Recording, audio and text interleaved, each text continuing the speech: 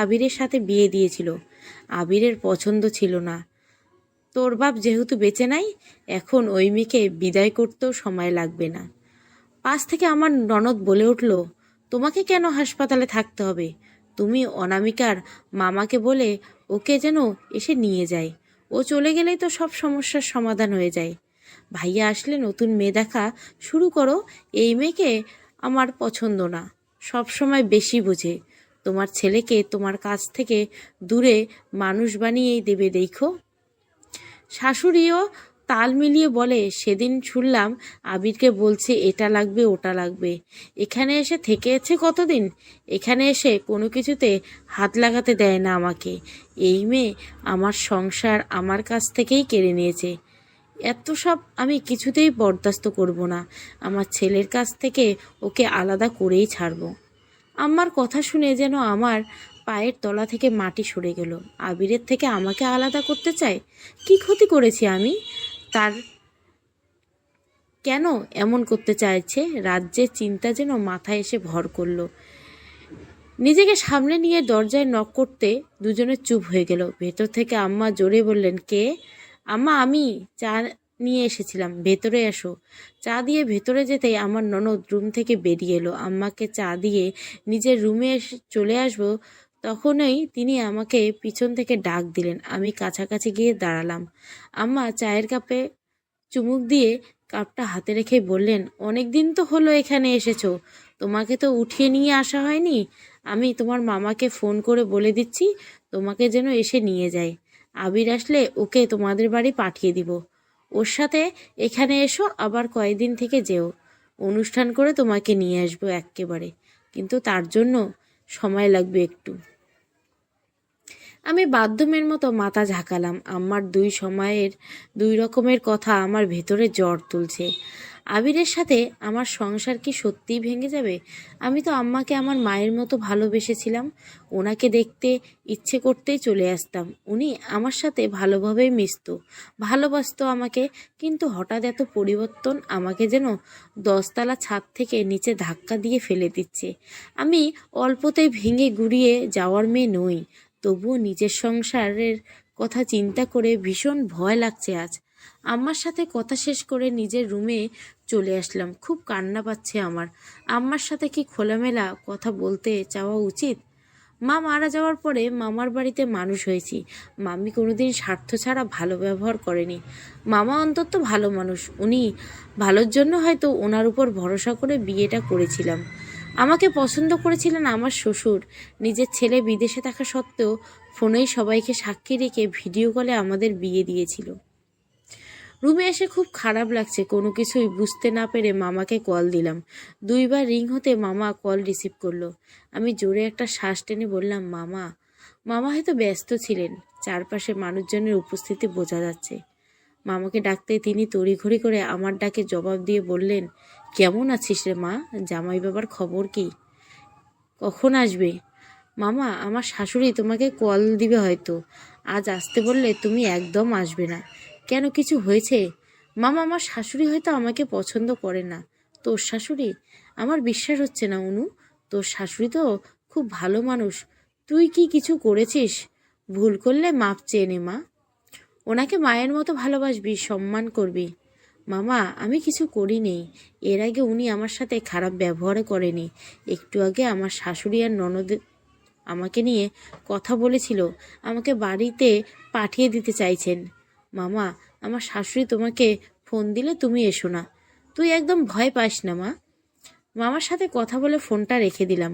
আমার ননদ নিশিতা এসে দরজার কাছে দাঁড়িয়ে বলল, আম্মা তোমাকে ডাকছে। এখন? হ্যাঁ। নিশিতা আবিরের ছোট বোন হওয়া সত্ত্বেও আমাকে কখনো ভাবি বলে ডাকে না। আমি এটা নিয়ে কিছু বলি না। এই জীবনে যতটুকু সম্মান পেয়েছি এটাই অনেক। তবে সেটা আমার ভাগ্যে টিকবে কি না সেটা নিয়ে সন্দিহান। আম্মা রুমের দরজায় গিয়ে নক করতে তিনি ভেতরে প্রবেশের অনুমতি দিলেন। ভেতরে ঢুকে দেখতে পেলাম তিনি আগের মতো বিছানাতে বসে আছেন। আমাকে দেখে ডেকে বসতে বললেন। নিজেকে কেমন পুতুল পুতুল লাগছে। যে যা বলছে তাই শুনছি, তবু কি আমার সাথে কেউ ভালো হতে দেবে না? আম্মার সামনে বিছানায় গিয়ে বসলাম। তিনি হাতের বাঁ পাশ থেকে 2টা শপিং ব্যাগ দিয়ে বললেন, এগুলো তোমার জন্য আনা হয়েছিল, বাড়ি যাওয়ার সময় নিয়ে যেতে ভুলো না। এখন একটা শাড়ি আর 3 পিস আছে। আম্মা, আজই যেতে হবে আমার? মানে উনি তো আজই আসছেন, আর আমি ওনাকে সরাসরি দেখিও নাই কোনোদিন। আজ ওই বাড়ি গেলে উনি রাগ করবেন না? সেসব আমি দেখে নিব, তোমার মামা এলে তুমি চলে যেও। আমি আবারও বাধ্য মেয়ের মতো মাথা নাড়ালাম। আমি সর্বদা শান্তশিষ্ট মেয়ে, ঝামেলা আমার কোনো কালেই পছন্দ ছিল না। জোর জাবস্তি তো আমি নেই। আমি বিশ্বাস করি যে যেটা আমার জন্য সৃষ্টিকর্তা রেখেছেন সেটা আমার থাকবে। ভালো কিছু পাওয়ার জন্য চেষ্টা করা যায়, কিন্তু জোর করে পাওয়া ভালোবাসা অন্তত পাওয়া যায় না। যাও, রুমে গিয়ে তোমার ব্যাগ গুছিয়ে নাও। আম্মা কথায় রুম থেকে বাইরে চলে আসলাম। বেরোতে দেখি 5-6 জন লোক বড় বড় ডালা করে সবজি, মাছ, মাংস নিয়ে এসেছেন। আম্মা বাইরে এসে সবাইকে রান্নাঘর দেখিয়ে দিলেন। আমাকে ছাড়া বাড়িতে কত আনন্দ করবে ভাবতেই বুক ভারী হয়ে আসছে। নিজেই নিজেকে প্রশ্ন করলাম, আমাকে কি ভালোবাসা যায় না? কেন সবাই এত দূর দূর করে আমাকে? নিজের জন্য বরাতকৃত রুমে এসে জামা কাপড় সব গুছিয়ে ব্যাগে নিলাম, ঠিক, কিন্তু মামাকে আগের থেকে বলে রাখাই নিশ্চিত ছিলাম যে মামা আসবে না। সবাইকে দেখাতে ব্যাগটা গুছিয়ে নিলাম। ব্যাগ গুছিয়ে খাটের পাশে রেখে দিলাম। বাড়িতে কোথায় কি হচ্ছে সেটা দেখতে থাকলাম। রান্নাঘরে সবাই কাজ করছিল, আমি সেখানে দাঁড়িয়ে কাজ করা দেখছিলাম। আমাকে কেউ কিছু করতে দিচ্ছে না। কাজের জন্য কয়েকজন নিয়ে আসা হয়েছিল। পরিস্থিতি দেখে যা বুঝলাম, আজকে আমাকে ছাড়া বড়সড় অনুষ্ঠান বা খাওয়া দাওয়ার ব্যবস্থা করা হচ্ছে। অনুমা, মামার গলা শুনে পিছনে ফিরে তাকাতে দেখি মামা মিষ্টির প্যাকেট নিয়ে হাসি মুখে দাঁড়িয়ে আছে।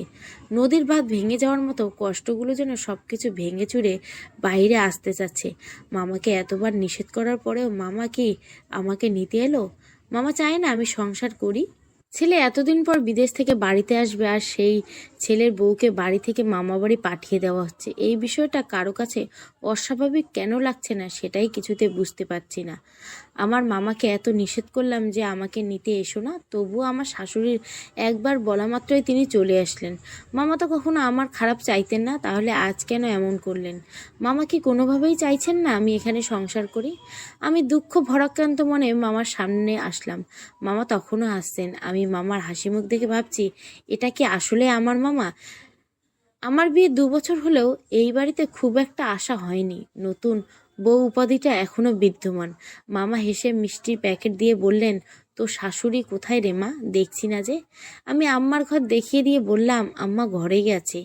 মামা আমার মাথায় হাত বুলিয়ে দিলেন, জামা রেডি হ, তাড়াতাড়ি বাড়ি যেতে হবে, দুপুর হয়ে যাচ্ছে, আমার অনেক কাজ পড়ে আছে।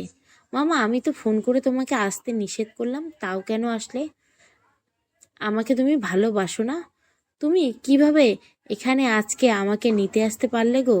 এভাবে কেন বলছিস? তোর শাশুড়ি এমন করে বলল যে আমি না এসে পারলাম না। উনি চাইছেন তুই আপাতত কিছুদিন আমাদের ওখানে থাক, জামাই এসে তোকে একদিন নিয়ে আসবে। আমি আমার স্বামীকে আজ নিজের চোখে দেখার অধিকার রাখি না? অবশ্যই রাখিস। তোর শাশুড়ি গুরুজন, এ বাড়িতে তার কথাই শেষ কথা। তিনি আশা করছি ভুল কিছু করবেন না। আম্মাকে একদম ভালো লাগছে না আমার। তার মেয়ের স্বামী যদি এতদিন পর বিদেশ থেকে আসতো, তাহলে কি মেয়েকে এখানে নিয়ে আসতো? এসব এখন বাদ দে, যা রেডি হয়ে নে, আমি আসছি আপার কাছ থেকে। মামা আমাকে কিছু বলার সুযোগ না দিয়ে আম্মার রুমে চলে গেছেন। আবিরকে কল দেওয়ার সুযোগ নাই। এখানে এসে নতুন সিম না নেওয়া পর্যন্ত কোনো যোগাযোগ করা যাবে না। কি করব কিছুই বুঝতে পারছি না। এদিকে আমার সব কিছু অসহ্য লাগলো। কি করলাম? আম্মার সাথে কথা বলবো? খাবারের টেবিলে মিষ্টির প্যাকেট রেখে গুটি গুটি পায়ে আম্মার রুমের দিকে গেলাম। আম্মা আর মামার সাথে আমার ননদে ভালো আসর জমিয়েছে। আমাকে দেখে যেন সবার মুখের হাসি উবে গেল।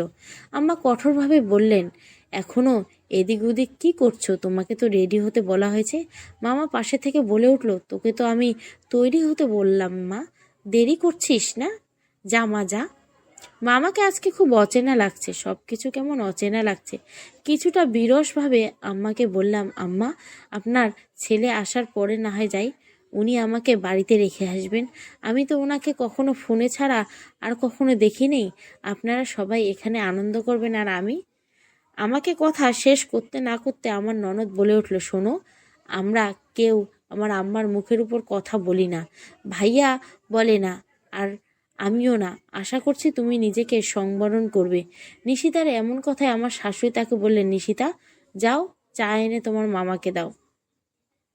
মায়ের আদেশ পেয়ে নিশিতা রুম থেকে বেরিয়ে গেল। আম্মা এবার আমাকে বললেন, 2 বছর ধৈর্য ধরে থেকেছো, আমার ছেলেকে না দেখে বিয়ে করেছো, আমার ছেলে কেমন সেটা জানতে না?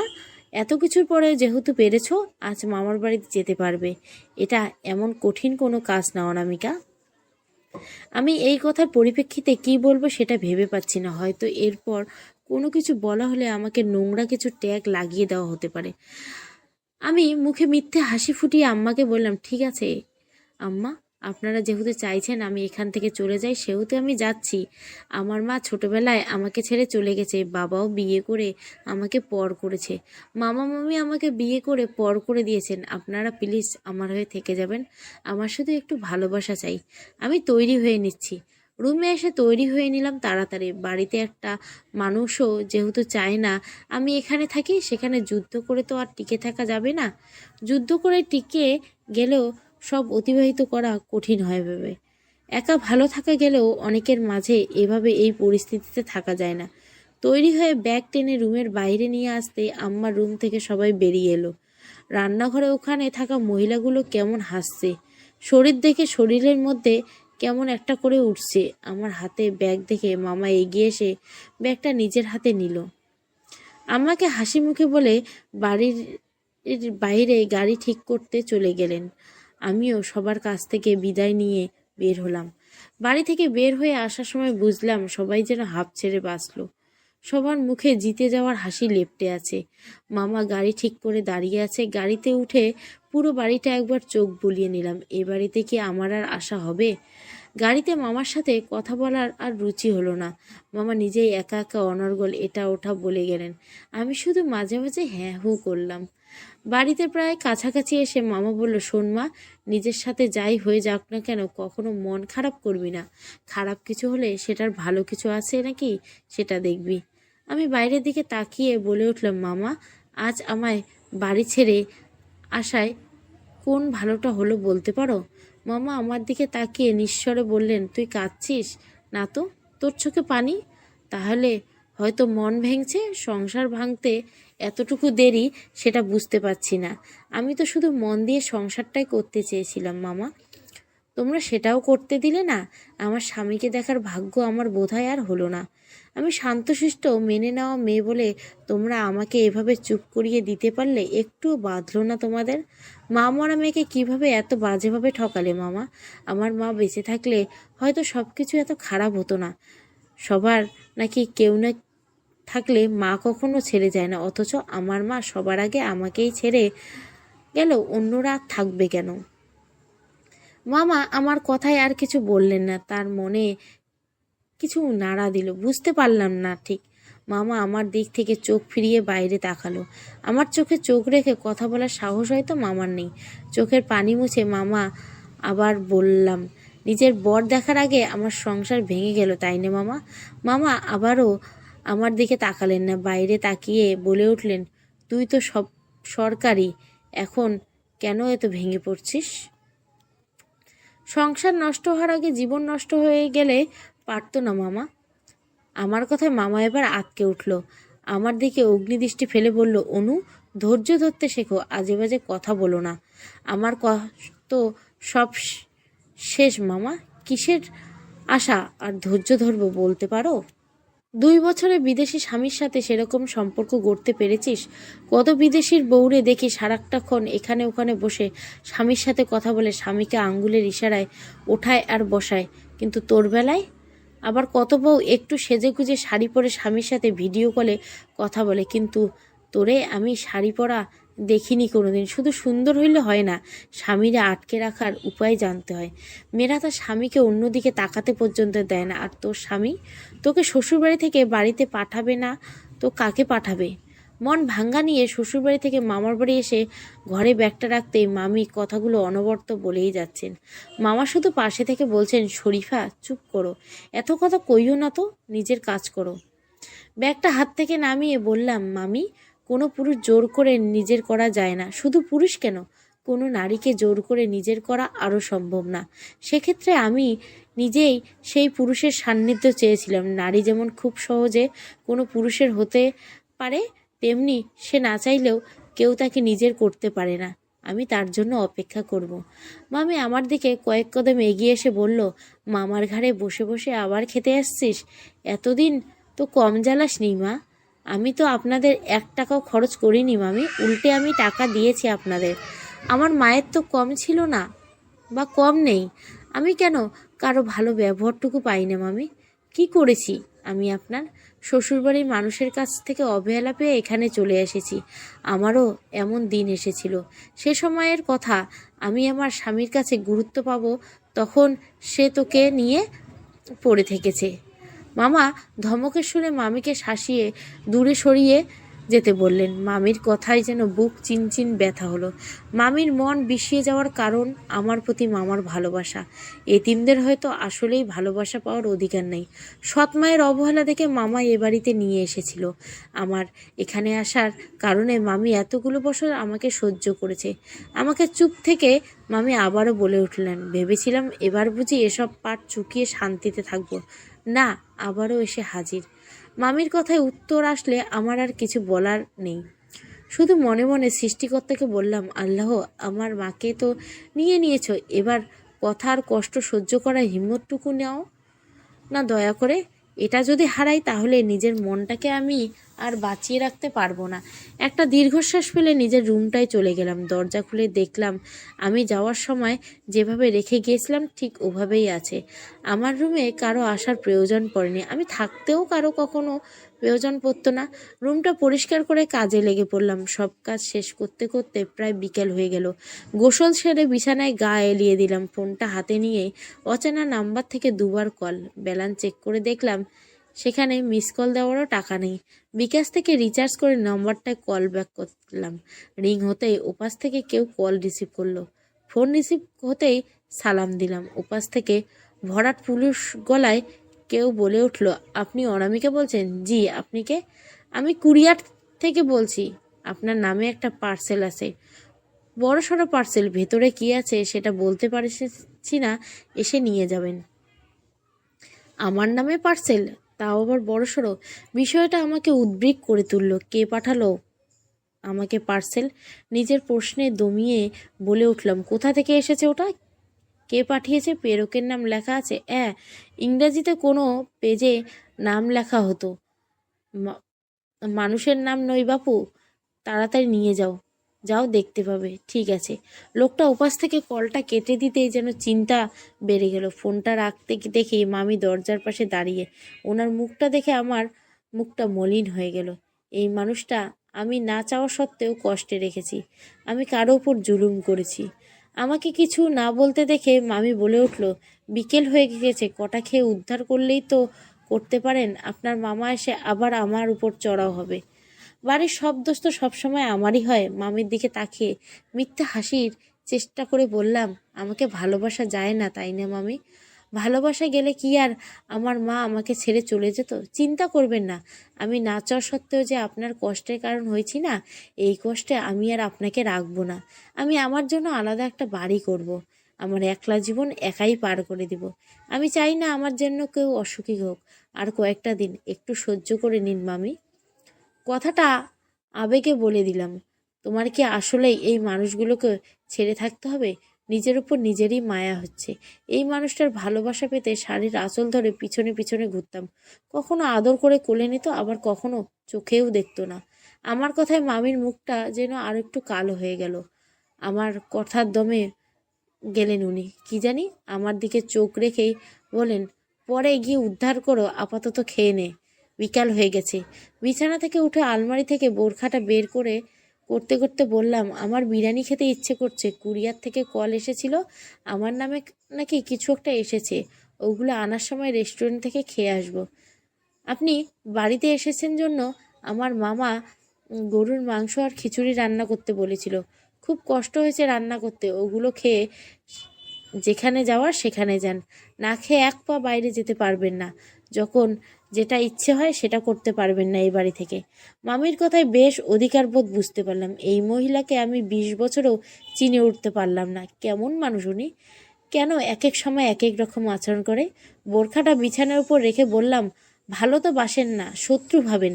সেই মেয়েকে খাওয়া বা না খাওয়া নিয়ে এত চিন্তা কেন আপনার? এত ভাবতে হবে না আমাকে নিয়ে, আমার জন্য আমার আল্লাহ যথেষ্ট। মামি আর কোনো কথা না বলে দ্রুত পায়ে আমার হাত ধরে খাবার টেবিলে নিয়ে আসলেন। চেয়ার টেনে নিজে ঠেলে বসিয়ে দিলেন। নিজেই একা একা খাবার প্লেটে দিয়ে বকবক করতে থাকলেন। আমি ওনার দিকে এক পলক চেয়ে রইলাম। এই মানুষটা আমাকে অনাদর করলে হয়তো একটু হলেও এই এতিম মেয়েটার মায়া জড়িছে, নইলে শত্রুকে কেউ হাত ধরে টেনে এনে খাবার খেতে দেয়? এই মানুষটা কি জানে তাকে আমি আমার মায়ের আসনে বসিয়ে রেখেছি? আমার পালক মা। কুরিয়ার থেকে বাড়ি ফিরতে ফিরতে সন্ধ্যা। শুধু বড় একটা পার্সেল না, একটা ট্রলি ব্যাগ নিয়ে আসতে হয়েছে ওখান থেকে। রিক্সা বাড়ির সামনে নিয়ে আসতে হয়েছে। রিক্সাওয়ালা নিজেই ট্রলি ব্যাগটা আমার রুম পর্যন্ত পৌঁছে দিয়ে গেছে। ভাড়া মিটিয়ে রুমে এসে বোরকা খুলে ফ্রেশ হয়ে নিই। ওয়াশরুম থেকে দেখি মামি এসে বিছানায় বসছেন। আমার রুমে মামিকে দেখে কৌতুক স্বরে বললাম, কি মামি, আমার মায়া কি বেশি টানছে? চোখে হারাচ্ছেন আমাকে? মামি আমার প্রশ্নের কোনো জবাব না দিয়ে বললেন, ট্রলি ব্যাগের ভেতরে কি আছে? এটা এসেছে? হ্যাঁ। কি আছে এতে? মনে হচ্ছে যেন বিয়ের কনের জন্য বিয়ের জিনিসপত্র পাঠিয়েছে। বিয়ের জিনিসপত্র? আমার তো মনে হচ্ছে কারোর লাশের কয়েক টুকরো করে আমাকে পাঠানো হয়েছে। মামি আমার দিকে বিরক্ত চেয়ে বলল, ও বাড়ি থেকে কল দিয়েছে, আবির কথা বলেছে। আমার তো মনে হয় আমার সংসার ভেঙেছে, আবার কল দেবে সেটা সরাসরি জানিয়ে দিতে। সামনে ট্রলি ব্যাগটা নিয়ে বসে আছি, এটা লক করে পাঠানো হয়েছে আর সেটা পাসওয়ার্ড দিয়ে খুলতে হবে, তাছাড়া খুলবে না। বসে বসে ভাবছি লকটা খুলবো কিভাবে। যে এসব পাঠিয়েছে তার কোনোভাবে পাসওয়ার্ড জানিয়ে দেওয়া উচিত ছিল। কয়েকবার চেষ্টা করেও যখন আনলক করতে পারলাম না, তখন ওভাবেই রেখে দিলাম। মামি লাগেজটা নিজের দিকে এগিয়ে নিয়ে চেষ্টা করছে, কিন্তু শেষমেশ তিনিও ব্যর্থ হলেন, পরাজয় স্বীকার করতে বাধ্য হলেন। আনলক করতে না পেরে মামি ক্ষণক্ষণ চুপ থেকে বললেন, কি আছে এর ভেতরে বলতো? হতে পারে এর ভেতরে কয়েক খণ্ড লাশ আছে। আজে বাজে কথা বলবি না। আমার এখানে থাকতে আপনার বিরক্ত লাগছে না মামি? আমাকে তো আপনার সহ্য হয় না। মামি আমার কথায় কোনো জবাব না দিয়ে নিয়ে বিছানা ছেড়ে উঠে যেতে চাইলে আমি খপ করে অত্যাচারী শ্বশুরের মতো হাত ধরে ফেললাম। মামির মুখটা যেন মলিন হয়ে গেছে এতক্ষণ। মামিকে টেনে বিছানায় বসিয়ে হাত ধরে বললাম, আমাকে দেখতে না পারা মিথ্যে অভিনয় আপনি কেন করেন? আপনার অভিনয় ঠিকঠাক হয় না। আপনার এই কঠোর আচরণের অধিকারবোধ দেখিয়ে ফেলেন, যেটা ভালোবাসা থেকে যায়। মামি আমার কোনো কথার জবাব দিল না, শুধু ছোট্ট করে বলল, ছেলে হয়ে জন্মানিনি কেন?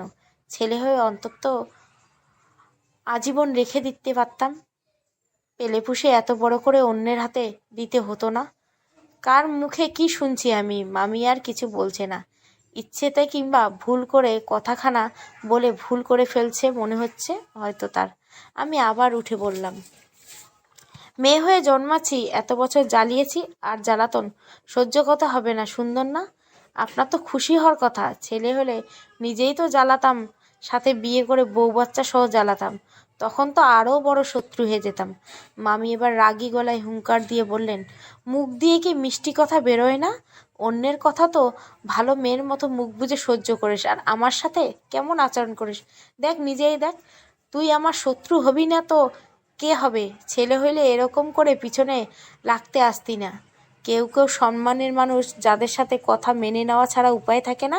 কেউ ভালোবাসা, কেউ যাদের সামনে মুখে লাগাম দিতে ইচ্ছে করে না।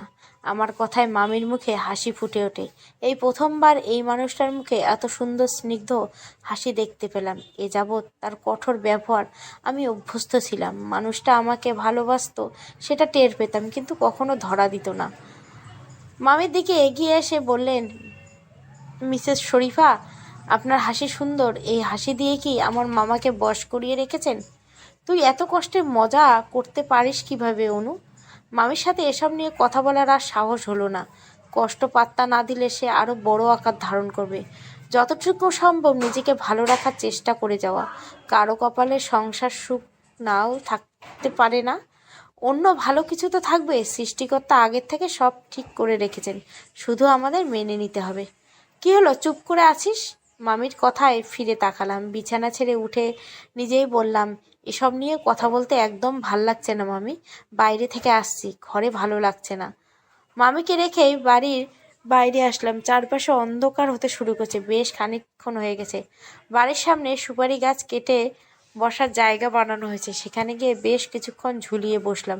কিছুক্ষণ মেইন রোডে, কিছুক্ষণ পর পর ডাক ছেড়ে কেমন হর্ন বাজিয়ে ট্রাক আর বাস যাচ্ছে, সেগুলো আনমনে দেখছিলাম। হঠাৎ পাশে মামি এসে বসলো, সেটা বুঝতে পারলাম।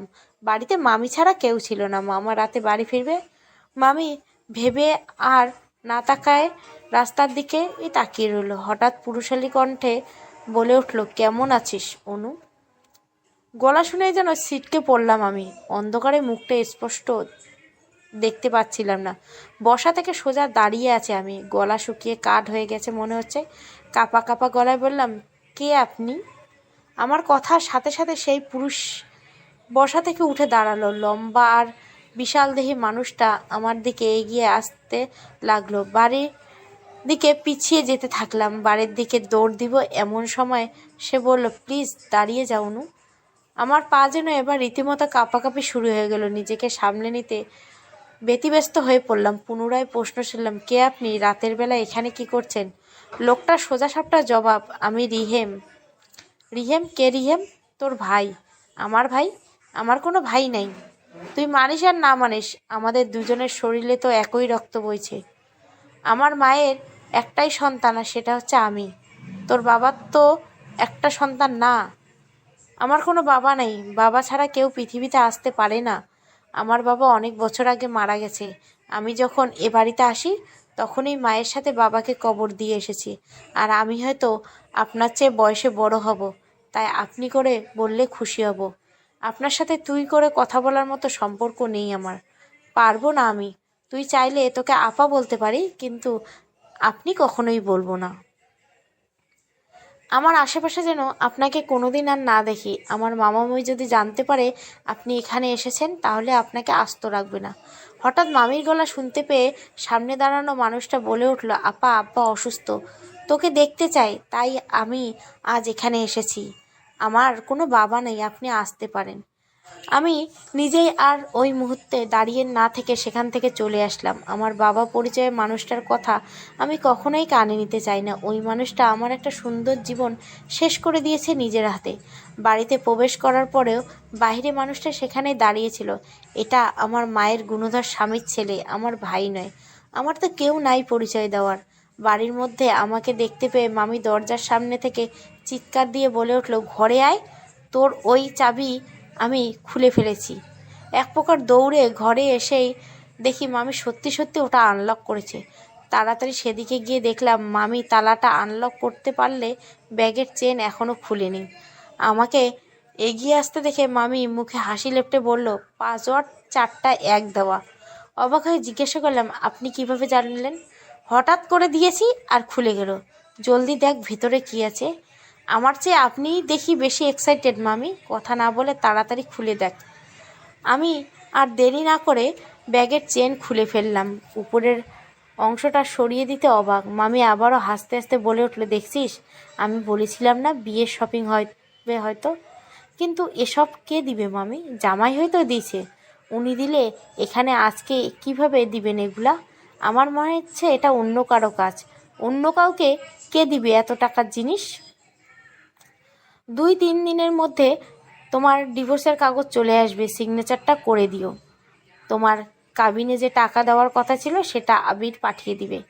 শাশুড়ির কথার পৃষ্ঠে বলে উঠলাম, আপনার কি আমার সাথে মজা করছেন? ইচ্ছে হলো ছেলেকে বিয়ে দিলেন, আবার ছেলেকে ডিভোর্স করানোর জন্য উঠে পড়ে লেগেছেন। বিয়ে আর ডিভোর্স কি হাতের মোয়া? ছেলেকে ডিভোর্স দিয়েছিলেন কেন? মেয়ে হয়ে আর একটা মেয়ের সংসার কেন ভাঙছেন? ছেলেকে বউ ছাড়া রাখতে চাইলে বিয়ে দিতে হতো না? আমি আপনার ছেলেকে ডিভোর্স দিব না। দেখি কিভাবে সে আমাকে ছাড়ে। ওপাশ থেকে শাশুড়ি ধমকানি শুনে বলল, তুই কি আমাকে তেজ দেখাচ্ছ অনু? আমি তোমার বড়, আমার কথা এভাবে কথা বলবে না। আমার এতক্ষণে মনে হচ্ছে আপনাকে এতদিন সম্মান দিয়ে ভুল করছি। আপনি সম্মানের যোগ্য নন। আপনাকে সম্মান করা একদম উচিত হয়নি। থাপ্পড় দিয়ে গাল ফাটিয়ে দিব আমি। তোমার মা বাবা শিক্ষা দেয়নি? ও শিক্ষা তো পাবে কোথা থেকে? জন্মেই তো মাকে খেয়েছো। এতিমদের আবার শিক্ষা আছে নাকি? আপনার বাবা মা ছিল না? আমি না হয় ভালো শিক্ষায় শিক্ষিত হতে পারিনি, কিন্তু আপনি আপনি এত অশিক্ষিত মানুষের মতো কথা বলছেন কেন? এ বাড়িতে আসার সময় আমি সব মেনে নিয়েছিলাম। কিছুক্ষণ আগেও ভেবেছিলাম আমার সাথে হয়তো আপনারা প্রাং করছেন। এতক্ষণে বুঝলাম মনের কোণে যে সূক্ষ্ম আশাটা জেগেছিল সেটা ভুল। তোমাকে তো আগের থেকে আমার পছন্দ ছিল না। মিনকে শয়তান তুমি। আমি মানুষ ভুল চিনি না। এতদিন ভালো সাজার নাটক করেছো, এখন আসল পরিচয় বেরিয়ে আসলো। আপনার আসল চেহারা তো আগের থেকেই বেরিয়ে এসেছে। আমি আগে ভাবতাম জোর করে কোনো কিছু উচিত না, জোর করে অন্য কিছু পাওয়া যায়, ভালোবাসা পাওয়া যায় না, তাই এতদিন চুপচাপ ছিলাম। এখন বুঝতে পারছি ভালো থাকার দায়িত্ব নিজেকে নিতে হবে। কি করবে তুমি? কি করার যোগ্যতা আছে শুনি? আপনার ছেলেকে আমার কাছের থেকে দূরে রাখুন, দেখুন পারেন কি না। ওনার সাথে আর কথা না বাড়িয়ে কলটা কেটে দিলাম। ফোনটা রেখে পাশের চেয়ারটাতে ধপস করে বসে পড়লাম। তার মানে এগুলো বাড়ির কেউ পাঠানি? মামি তখনও চুপচাপ সেখানে দাঁড়িয়ে আছে। তিনি হয়তো আমাকে এভাবে কারোর সাথে কথা বলতে শুনেনি। আমি কারোর সাথে কথা বলছি কি না সেটাও মনে পড়ছে না। আজ এই পরিস্থিতি এসে মনে হচ্ছে মামাও বাড়ি ছেড়ে আসা উচিত হয়নি। ভালো মানুষ আসলেই ভাত নেই। মেনে নিতে নিতে একদিন আর নিজের ইচ্ছে বলতে কিছু থাকে না। এখন মনে হচ্ছে ভালোবাসা পাওয়ার জন্য হয়তো সবার মন ভালো রাখা জরুরি নয়, নিজেকে সহজলভ্য করা উচিত নয়।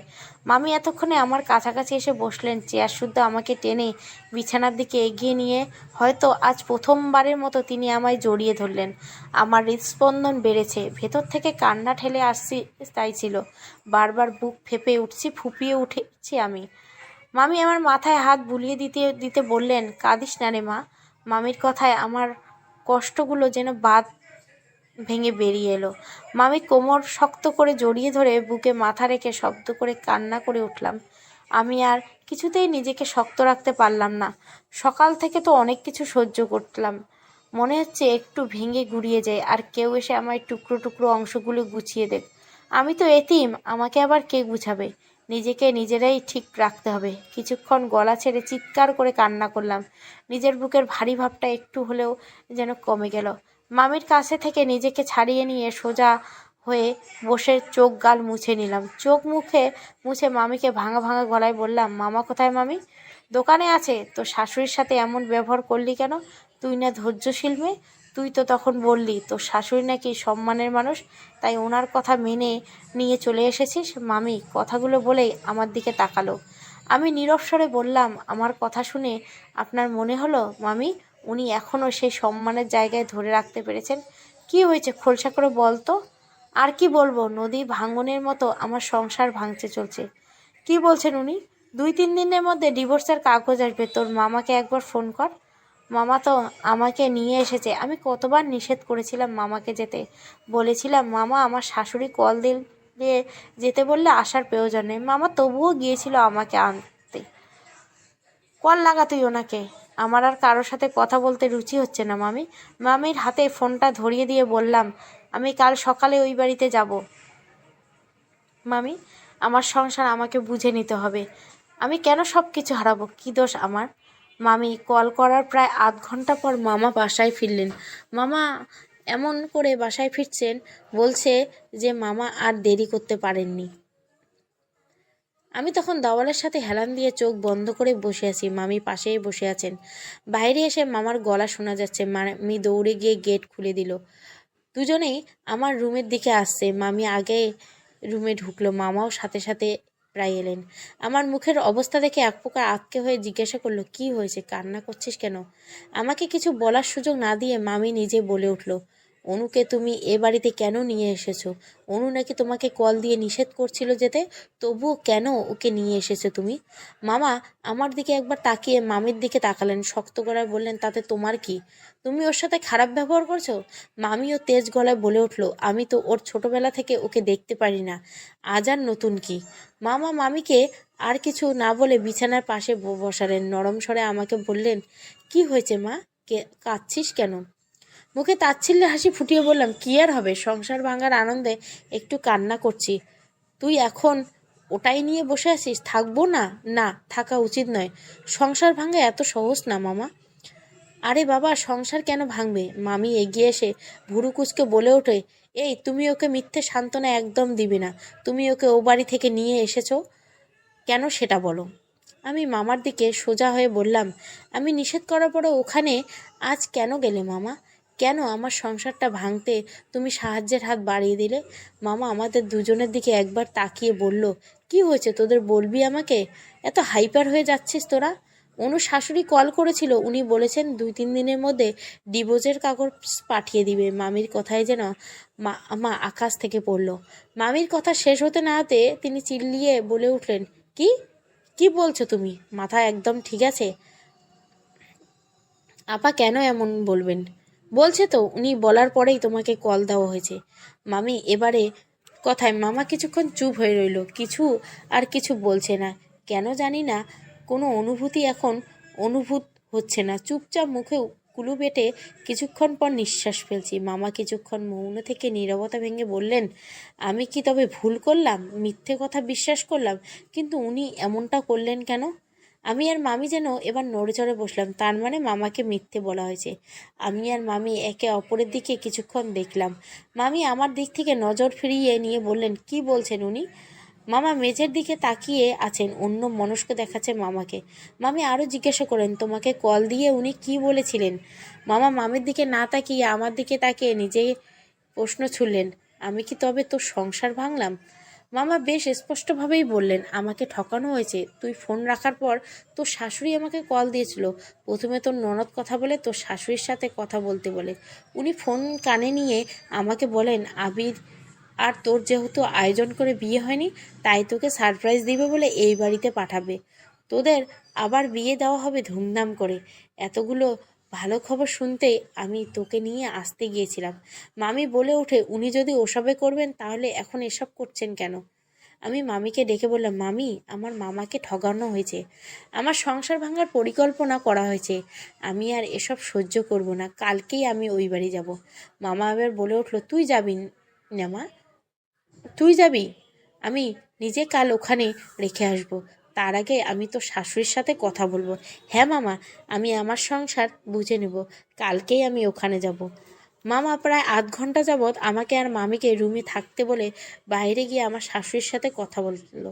এতক্ষণ সময় নিয়ে কী কথা বলছে সেটাই আমার বোঝার চেষ্টা করছি, কিন্তু পাচ্ছি না। মামি মামার এত কথা বলা দেখে বলে হলো, আমার মনে হয় তোর আজকে ওই বাড়িতে চলে যাওয়াই উচিত। বিষয়টা গরম গরম থাকতে গিয়ে ওঠা উচিত। আজই যাব, রাত হয়ে গেছে। কত রাত হয়েছে? কিছুক্ষণ আগে সন্ধ্যা। আবিরকে তোর দেখতে ইচ্ছে হচ্ছে না? 2 বছর পর স্বামী এসেছে, দেখবি না? কিন্তু মামি, কোনো কিন্তু না, তুই যা, তৈরি হয়ে না। আমি দেখছি, তোর মামাকে গিয়ে জানাই, বাইকে করে রেখে আসবে। মামির কথা শুনে মনে হলো আমার সত্যি সত্যি আজই যাওয়া উচিত। আমি যদি ওখানে উপস্থিত না থাকি তাহলে আমার অনুপস্থিতিতে ওরা যা খুশি তাই করতে পারে। মামা বাইরে থেকে এসে আমার রুমে এসে বললেন, তুই কি চাস? ও বাড়িতে যেতে চাচ্ছিস? মামা, আমি এখনই যেতে চাচ্ছি, এখন। মামি পাশে থেকে বলে উঠলো, হ্যাঁ, মেয়ে যেতে চাইছে, দিয়ে এসো। মামা কিছুক্ষণ চুপ করে থেকে বলল, আচ্ছা রেডি হয়ে নে। মামা নিজের রুমে চলে গেল। মামি আমার আলমারি খুলে লাল টকটকে একটা শাড়ি বের করে দিয়ে বলল, এটা পরে যা। লাল শাড়িতে মেয়েদের অদ্ভুত সুন্দর লাগে। লাল শাড়ি, চুল ছেঁড়া, চোখে কাজল আর ঠোঁটে একটু লাল লিপস্টিক একটা পুরুষকে কাবু করতে যথেষ্ট। মাথাটা ভালো করে চিরুনি করে নে। লাল ব্লাউজের শাড়িটা ওখানেই দেখলাম, হয়তো দাঁড়া দিচ্ছি। মামি আলমারির ড্রয়ার থেকে ব্লাউজের পেডিকোট বের করে আমার হাতে ধরিয়ে দিয়ে বললেন, আমি তোর মামার সাথে কথা বলছি, ততক্ষণে তুই তৈরি হয়ে নে। আমি মামির হাত থেকে ওগুলো নিয়ে সম্মতিসূচক মাথা নাড়ালাম। মামি আমার গালে হাত দিয়ে মুচকি একটা হাসি দিয়ে চলে গেলেন। এই মানুষটা এত পরিবর্তন কিভাবে হয়ে গেল সেটাই বুঝতে পারছি না। মামি কোনো ওর ছেলে মেয়ে নেই, একদমই ছিল না, এমনটা না। মামা মূলত আমাকে দেখাশোনার জন্য তাড়াতাড়ি বিয়ে করেছিল। প্রথম দিকে আমাকে খুব ভালোবাসলো, পরে জানি না মামির মন বিষিয়ে গিয়েছিল। ভেতরে ভেতরে ভালোবাসা, বাইরে বাইরে যেটা দেখাতো বুঝতে দিত না। সবসময় খারাপ ব্যবহার করতো, আমি তবুও তার পিছু ছাড়িনি কখনো। মামির বিয়ে 3 বছরের মাথায় প্রথমে ছেলে হয়েছিল। মামা মামি কি খুশি! সেই সুখ বেশি দিন টেকে নেই। 20 দিনের মাথায় বাচ্চাটা কি যেন হয়ে মারা গেছিল। সবাই খুব ভেঙে পড়েছিল। তারপর মামি আর 3বার মা হয়েছিল, কিন্তু সন্তানকে ধরে রাখতে পারেনি। সৃষ্টিকর্তা মামির কোল খালি করে বাচ্চাগুলোকে নিয়ে গেছেন। এরপর থেকে মামি তার সন্তান সুখ পাননি। আমি শাড়ি পরে কুচিগুলো ঠিক করতে না পেরে মামিকে ডাক দেওয়ার সাথে সাথে মামি আমার দরজায় এসে বলল, কি হয়েছে? আমি ঠোঁট উল্টে বললাম, মামি, শাড়ির কুচি জ্বালাচ্ছে, আমি ঠিক করতে পারছি না। মামি একগাল হেসে বলল, আমি ঠিক করে দিচ্ছি। তার জন্যই তো ডাকলাম, বুঝেছি। আমাকে কি কেউ প্রয়োজন ছাড়া ডাকে নাকি? না ডাকতে যে চলে আসে তাকে আর কি ডাকবো? কখন ডাকবো? আজ তো কেউ আমাকে একা থাকতেই দেয়নি। আমার কি এখন চলে যাওয়া উচিত? মা কি মেয়ের উপর বেশিক্ষণ রাগ করে থাকতে পারে? যেখানে মেয়েটা জেদি, রাগী, একগুঁয়ে স্বভাবের। আয় এদিকে, আয়, কুচি ঠিক করে দিই। শাড়ি তো ঠিক করে পরিসনি, আমি পরিয়ে দিচ্ছি। আমি এত সেজে গুজে তো যাচ্ছি, আমার সংসার টিকবে তো? আবির আমাকে মেনে নিবে তো? আল্লাহ ভরসা, কোনো চিন্তা করিস না।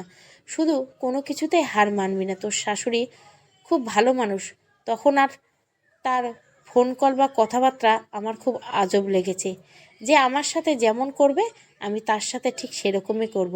মামি আমাকে পুরোপুরি তৈরি করে দিয়ে আয়নার সামনে নিয়ে গিয়ে দাঁড় করালো। পিছন থেকে আমার কাঁধে থুতনি ভর দিয়ে আয়নার আমার দিকে তাকিয়ে রইল। তোকে খুব সুন্দর লাগছে, দেখছিস?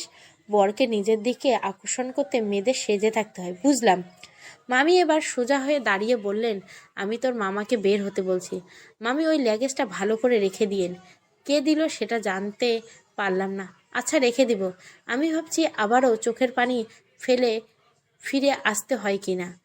আগেই এত নেতিবাচক কিছু ভাবিস না, যা ভালো মন নিয়ে। মামি মামাকে ডাকতে মামা বাইরে গিয়ে নিজের বাইকটা বের করলো। মামির থেকে বিদায় নিয়ে বের হব তখন মামি হঠাৎ করে জড়িয়ে ধরলেন। আকস্মিকভাবে ঘটনায় আমি হতভম্ব হয়ে দাঁড়িয়ে রইলাম। এই মানুষটার এত ভালোবাসা নিজেকে ধরে দেওয়া আমি কেমন যেন মেনে নিতে পারছি না। এত শক্ত প্রকৃতির মানুষ কেন বারবার ভালোবাসা জাহির করছে? মামিকে বাসায় রেখে আমার আর মামার রওনা দিলাম। বাসায় ফিরে মামিকে কল করে জানাবো বলে বিদায় নিলাম। মামা বেশ দ্রুত গতিতে বাইক চালাচ্ছে। রাত হওয়াটায় রাস্তা বেশ ফাঁকা।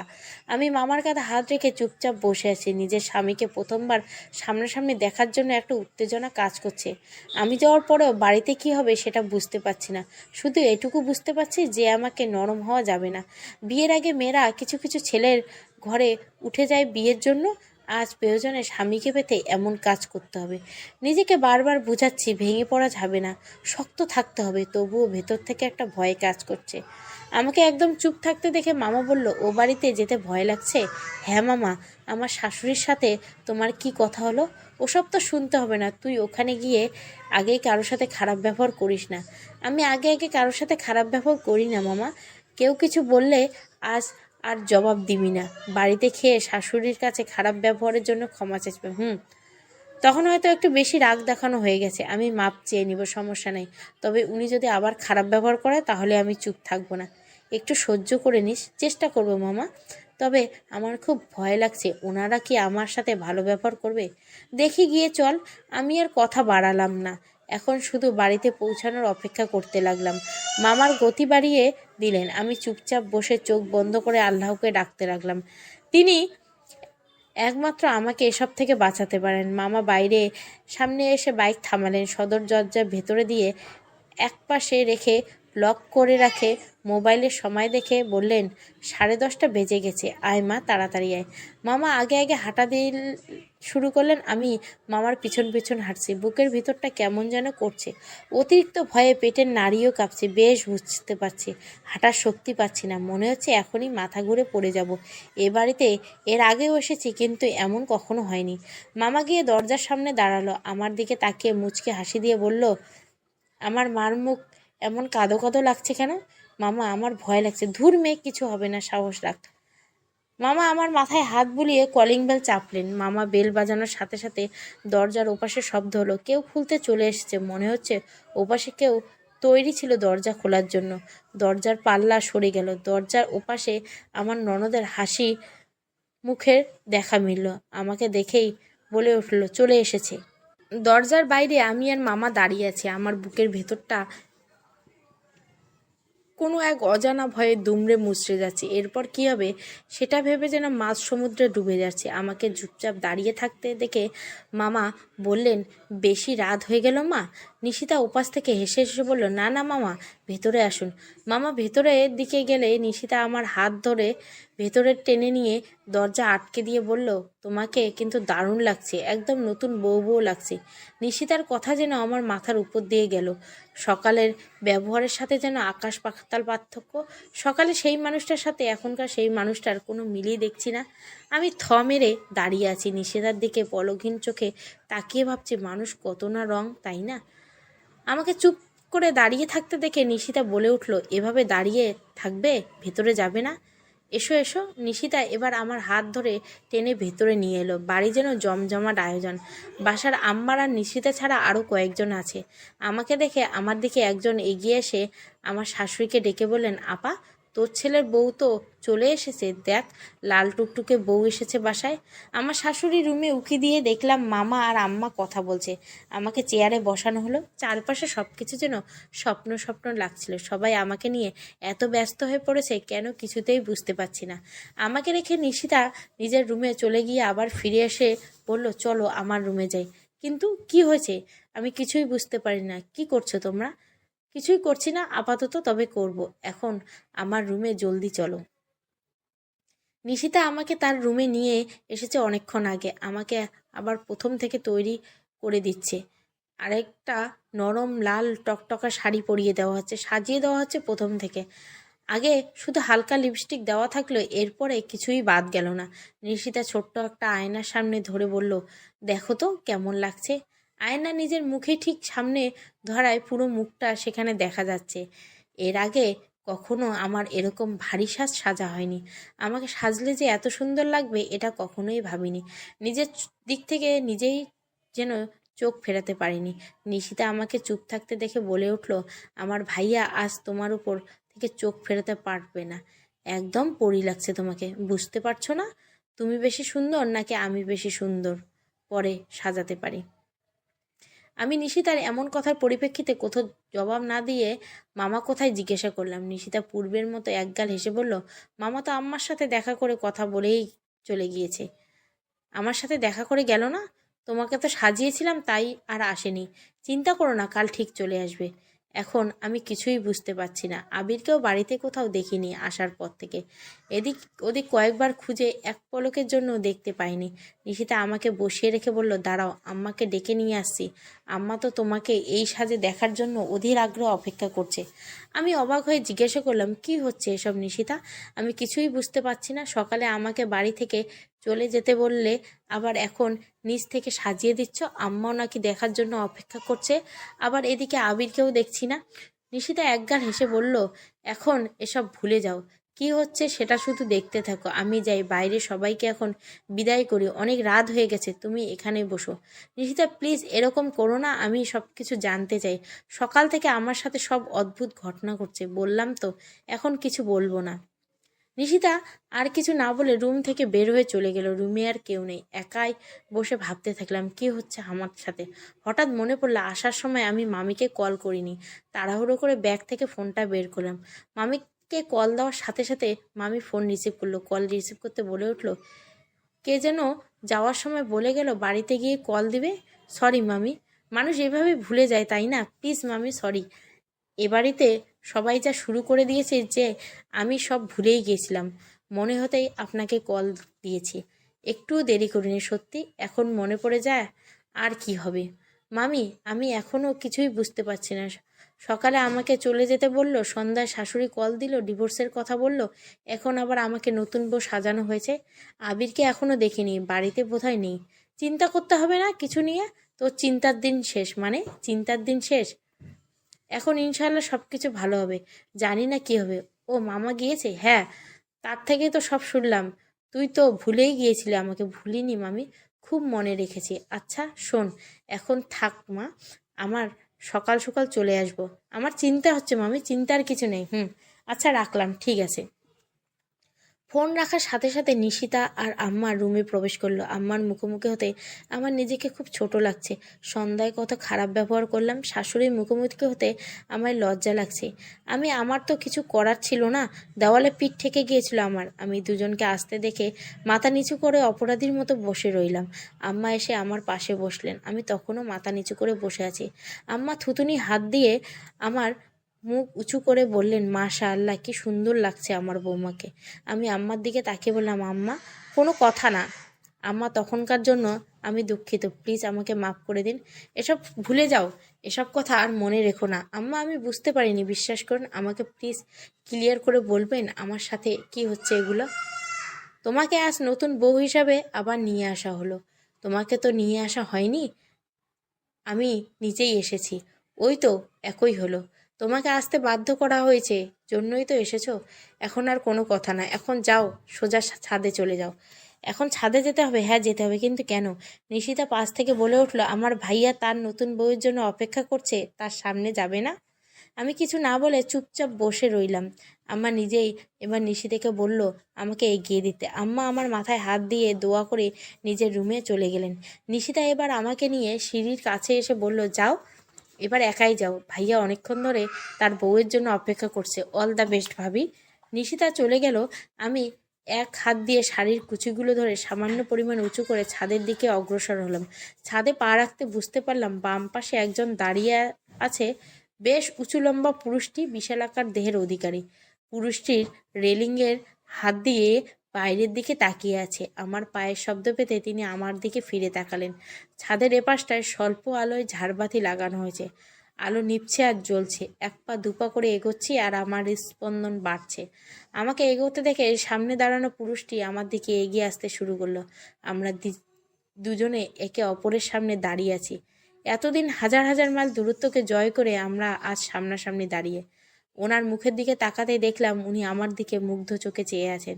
আমি চোখ নামিয়ে দাঁড়িয়ে রইলাম। আমার ভীষণ অস্বস্তি লাগছে এভাবে দাঁড়িয়ে থাকতে, লজ্জাও লাগছে ভীষণ।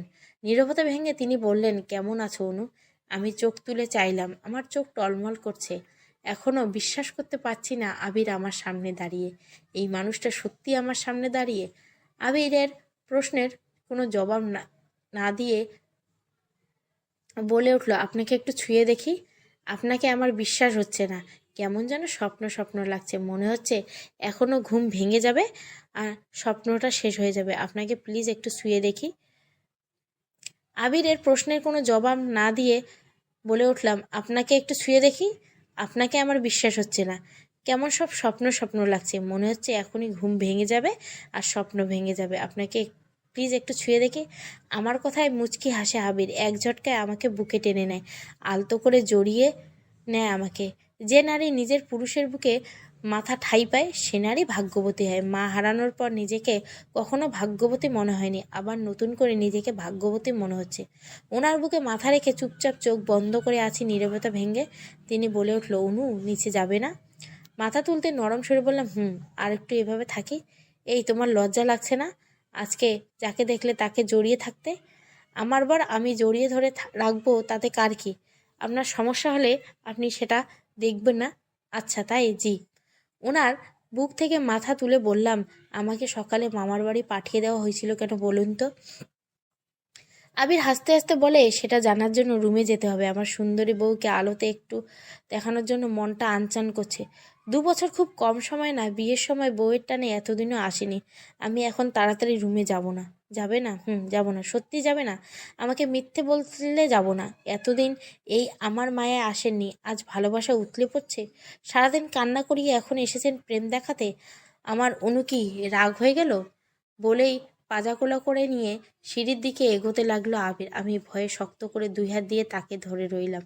আবির ধীরে ধীরে সিঁড়ি বেয়ে নিচে চলে আসলো। রুমের দরজা সামনে দাঁড়িয়ে বলল, চোখ বন্ধ করো। কেন? সারপ্রাইজ আছে। কি সারপ্রাইজ? আমাদের বাসর ঘর হয়েছে, এখন চোখ বন্ধ করো। ঘর সাজানো হয়েছে, চোখ বন্ধ করবে তুমি? আচ্ছা, করছি। আমি যখন চোখ খুলতে বলবো তখন খুলবে, এর আগে চোখ খোলা যাবে না, ঠিক আছে? আচ্ছা। আমি চোখ বন্ধ করে নিলাম। আবির আমাকে কোল নিয়ে এক হাত দিয়ে দরজাটা খুলল। দরজায় বাম বাহু দিয়ে ঠেলে সরিয়ে ভেতরে প্রবেশ করল। আমি যতটুকু বুঝলাম ঘরটা তাজা ফুল দিয়ে সাজানো হচ্ছে। ফুলের গন্ধ পাচ্ছিলাম। আবির আমাকে আস্ত করে মেঝেতে দাঁড় করিয়ে দিয়ে বলল, এখানে চুপ করে দাঁড়িয়ে থাকো, আমি না বলা পর্যন্ত চোখ খুলবে না। আমি মাথা ঝাঁকিয়ে সম্মতি জানিয়ে চোখ বন্ধ করে দাঁড়িয়ে রইলাম। কারণ সজাগ থাকায় বুঝতে পারলাম আবির আলমারি খুলে মুহূর্তের মধ্যে আমার বন্ধ করলো। তুমি কি আজীবনের জন্য আমার হবে? তুমি শুধু আমাকে একটু ভালোবাসো, আমি পৃথিবীর সমস্ত আনন্দ তোমার করে দেওয়ার চেষ্টা করব। শুধু আমার জীবনে সবটা জুড়ে থাকো। তুমি আমার ব্যক্তিগত মানুষটা হয়ে যাও, যার অনুপস্থিতি সব কিছু শূন্য শূন্য লাগবে, যার কষ্টে আমার দম বন্ধ হয়ে আসবে, যার মুখে আমার চোখ শীতল, মন শীতল হয়ে যাবে, যার হাসি আমার হৃদয়ে বারবার প্রতিধ্বনি হবে, যাকে ছাড়া আমার সব কিছু বিষাদের নীল রঙে ডুবে যাবে। আমি চোখ তুলে তাকিয়ে দেখতে পেলাম আবির মেঝেতে হাঁটু গেড়ে বসে আছে, হাতে একটা রিং আমার দিকে বাড়িয়ে রেখেছে। ভালোবাসি তোমাকে অনু, আমি একটুও ভালোবাসি না। না ভালোবাসো? অন্য কারো না হলেই হবে। মুচকি হেসে নিজের হাত থেকে তার রিংটা পরিয়ে দিল। উঠে দাঁড়িয়ে সামনে এসে দাঁড়ালো, বাচ্চাদের মতো আবদার সুরে বলল, আরেকবার জড়িয়ে ধরবি বউ? না, দূরে থাকুন, ওসব ভুলে যান বলে হৃদস্পন্দনের গতি বাড়িয়ে আবারও বুকে স্থান দিল। রাত 12টা। আবির দেশে আসার সময় আমার জন্য কি কি এনেছে সেসব দেখাচ্ছিল। সমস্ত রুমে ফুলের গন্ধে ডুবে আছে। আমার জন্য আনা জিনিসপত্র দেখাচ্ছিল আর রুমটা বারবার এদিক ওদিক তাকিয়েছিলাম। সকালে যেমন দেখছিলাম সেরকম কিছুই নেই। আবির বলে উঠল, পছন্দ হয়েছে এসব? মাঝখান আগে একটু একটু করে কেনাকাটা করেছি আমি আমার বউয়ের জন্য। আমি সবগুলো জিনিস সের উপর আরেকবার চোখ বুলিয়ে দেখলাম। আপনার পছন্দকে অপছন্দ করার কোনো সাহস নেই আমার। এখনকার সব কিছুই সুন্দর। হঠাৎ আমার সন্ধ্যার সেই পার্সেলের কথা মনে হলো। আবিরকে জানানো উচিত বলে মনে হলো। বলে উঠলাম, আজ সন্ধ্যায় আমার নামে একটা পার্সেল এসলো, ইয়া বড় একটা লাগেজ। যা যা সেখানে আছে সবগুলো দেখে মনে হলো বিয়ের জন্য পাঠানো হয়েছে। কে পাঠিয়েছে কিছু জানতে পারিনি। প্রথমে মনে হয়েছিল এখান থেকে পাঠানো ছিল। আবির হো হো করে হেসে উঠল। সে বলল, এতক্ষণেও বুঝতে পারেনি ওগুলো কে পাঠিয়েছিল? আবিরের হাসিতে কেমন যেন সন্দেহ হলো। তাকে জিজ্ঞাসা করলাম, আপনি পাঠিয়েছেন? কিভাবে পাঠালেন? আমি ওগুলো পাঠাইনি, তবে আম্মা আর নিশু পাঠিয়েছে। মানে? মানে প্রথমে ঠিক করা হয়েছিল বড় করে একটা অনুষ্ঠান করে তোমাকে নিয়ে আসা হবে, তার জন্য প্রায় অনেক দিন সময় লাগতো। তাই আম্মা নিষেধ করেছিল, কিন্তু আম্মা ওগুলো কিনে তোমার ঠিকানায় পাঠিয়ে দেয়। আমার কেমন বিশ্বাস হচ্ছে না এসব, এত কিছু আমার জন্য। কারণ আমার বউকে এরকম করে কেউ কখনো ভয় পাইয়ে দেয়। কিন্তু আম্মা তো আমাকে পছন্দই করে না, আপনার জন্যই হয়তো জোর করে মেনে নিয়েছে। কিভাবে বুঝলেন? সকালে যখন আম্মার জন্য চা বানিয়ে যায় তখন শুনছিলাম আম্মা আর নিশিতা কথা বলছিল আমাকে নিয়ে। তোমাকে পছন্দ করে না এসব। হ্যাঁ। আপনি কিভাবে জানলেন? এসব প্ল্যান করা। আবির মুচকি হেসে বলল, সব প্ল্যান করা? তুমি কতটুকু আমাকে কতটুকু চেনো? আমাকে পেতে কি কি করতে পারো সেটা দেখার ইচ্ছাও ছিল। মানে আম্মা আমাকে অপছন্দ করে না, নিশিতাও না? কেউই তোমাকে অপছন্দ করে না অনু, সবাই তোমাকে ভালোবাসে। কিন্তু সন্ধ্যার ডিভোর্সের কথা, তুমি যেন আমাকে টাকার বিনিময়ে ছাড়তে রাজি হও কি না সেটা দেখতে। জানো তো, একবারের জন্য হারিয়ে আমি এক্কেবারে দিশেহারা হয়ে গেছিলাম। এবার আর তোমাকে হারাতে চাই না। বিশ্বাস করতে এত পরীক্ষা আমি কি পাশ করেছি? তুমি আমার মন জিতে নিয়েছিল। ভালোবাসলে বিশ্বাসটা রাখতে হয়। আমি দেখতে চেয়েছিলাম সব কিছুর বিনিময় হলেও আমাকে চাও কি না। আমাকেই চাই। আমি একটা ঘর চাই, সংসার চাই, সবার সাথে ভালো করে থাকতে চাই। এই ছেড়ে যুগে আমি আপনার সাথে আষ্টে পৃষ্ঠে জড়িয়ে থাকতে চাই। আবির, তোমার বাবা, আমার বাবা মা নেই। তুমি যেমন আমাকে চাও, সংসার চাও, তেমন তোমার বাবাও তার মেয়েটাকে একটু চোখের দেখা দেখতে চায়। আমাকে ক্ষমা করে দিতে হয় অনু। উনি তো তোমার বাবা। আগামীকাল বিকেলে আমরা তোমার বাবাকে দেখতে যাব। কিন্তু কোনো কিন্তু নাই। আপনি জানলেন কিভাবে? সেটা তোমার জানতে হবে না। আগামীকাল আমরা ওখানে যাচ্ছি, এটাই ফাইনাল। আমি সব কিছু সাইডে ফেলে রাখলাম। আমার সংসারটা টিকলো তবে? সারাদিন কত চিন্তায় ছিলাম, সংসার ভাঙার ভয়ে কত কান্না করছি। এরকম আর কখনো করবেন না প্লিজ। আমি এসব সহ্য করতে পারবো না। মাকে হারানোর পর আমি আর ভালো কিছু পাইনি আবির। আমার সংসার আমার কাছ থেকে কখনো কেড়ে নেবেন না। আমি এখানেই আমার জনম কাটিয়ে দিচ্ছি। ভালোবাসা ও আমাকে আমাকে তোমার হৃদয়ে রাখবে আজীবন। আবিরের কথায় মুচকি হেসে গেয়ে উঠলাম, আমার ভেতরে বাইরে অন্তরে অন্তরে আছো তুমি হৃদয় জুড়ে। আবির জানিয়ে দিল আজ থেকে সে আমার, আর কোনো হারিয়ে যাওয়ার ভয় নেই। এই সংসার আমার, শুধু আমার সংসার। সংসারে মানুষগুলো ভালোবাসা আর কর্তব্য দায়িত্ব রাখা আমার। এই সংসার আমার সুখ, আমার শান্তি। এই মানুষ ব্যক্তিগতভাবে আমার। আমাদের মৃত্যু ছাড়া যেন আমরা কখনো আলাদা না হই। আমাদের ভালোবাসা আজীবন বেঁচে থাকুক। আমার ভালো থাকা এই মানুষগুলোকে কেন্দ্র করে গড়ে উঠুক। এই মানুষটার দিক থেকে আমার আঁখি না ফিরুক। এই মানুষটা আজীবন আমাকে ভালোবাসুক। সমাপ্ত।